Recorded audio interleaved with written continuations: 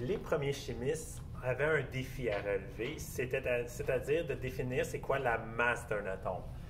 Les atomes, c'est que c'est tellement petit qu'avec les balances qu'il y avait à ce temps-là, qui ressemblaient aux balances qu'on a au secondaire, si tu mets seulement un atome sur une balance, ça ne va rien mesurer parce que la masse est tellement petite. Donc, ils ont décidé d'inventer une unité de masse qu'ils ont appelée les U, qui est des unités de masse atomique.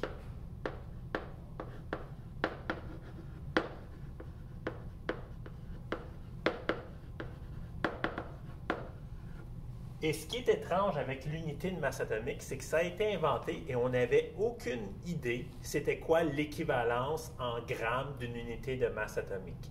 C'était plutôt un système de référence. Voici comment ils ont fait ce système de référence-là. Ils ont décidé de comparer tous les isotopes de tous les éléments du tableau périodique à un seul isotope, le carbone 12. Donc, le carbone 12, on savait qu'il y avait 6 protons, 6 neutrons, donc 12 particules. Donc, ils se sont dit, on va juste supposer qu'un atome de carbone 12, ça a une masse de 12 U. Donc, ça n'a pas été mesuré, ça a juste été supposé.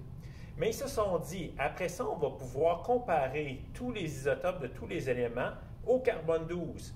Donc, si j'ai un isotope d'un élément qui est 2 fois plus lourd que le carbone 12, bien à ce moment-là, il va avoir une masse de 24 U, le double de la masse du carbone 12.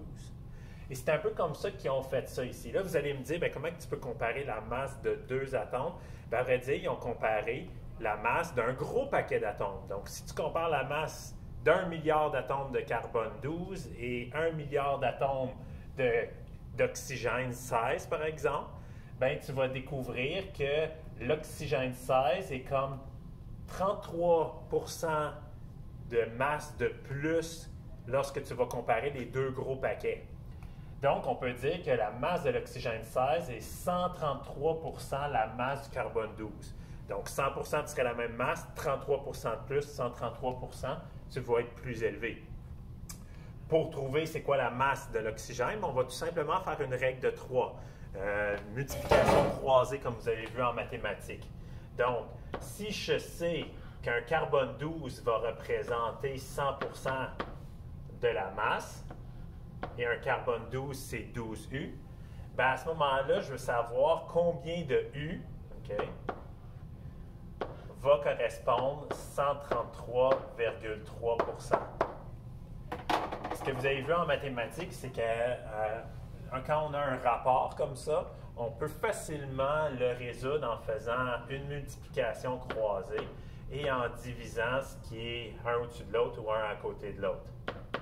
Donc, tu prends ta calculatrice, tu pitonnes ça, puis tu vas trouver que l'oxygène 16, ça va donner 16,00 U. Okay? Donc, ici, ça donne que le chiffre ici, le nombre de masse, c'est exactement ça. Mais on va voir que ça va varier plus on va s'éloigner du carbone 12.